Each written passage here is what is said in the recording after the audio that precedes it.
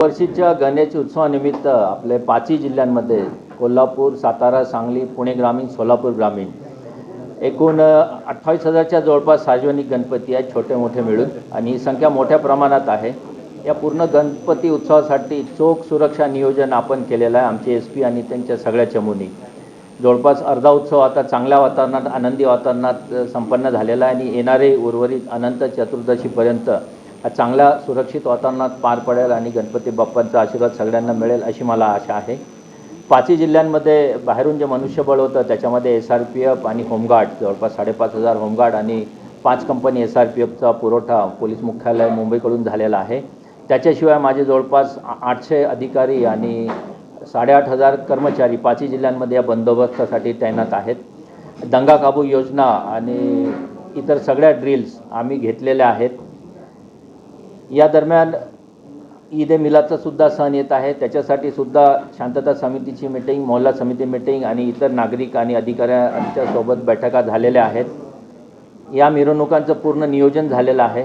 महिला मुलींसाठी सुरक्षित वातावरण राहील यासाठी निर्भया, दामिनी पथक, बीट मार्शल आणि डायल 912 मोबाईल तैनात करण्यात आलेले आहेत।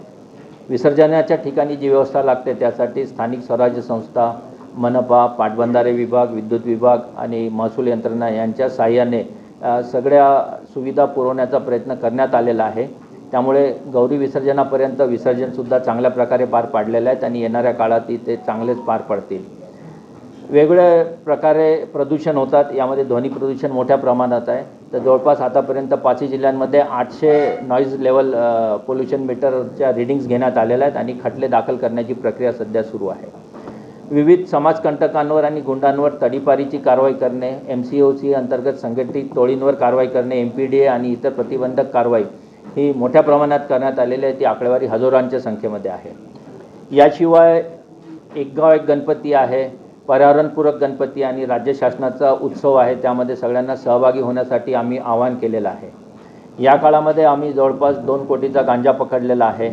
नंतर गोव्यावरून येणारी दारू आहे 14 लाखाची, ती पकडलेली आहे। त्यानंतर MD सुद्धा आपण जवळपास 12 लाखाची पकडलेली आहे। अशा प्रकारे विविध अंमली पदार्थांचा व्यापार, दारूबंदीचे गुन्हे दाखल करणे ही कारवाईसुद्धा आम्ही केलेली आहे। आम्ही सगळ्या मंडळांसोबत 27,000-28,000 मंडळांसोबत समन्वयक अधिकारी अंमलदार नेमलेले आहेत।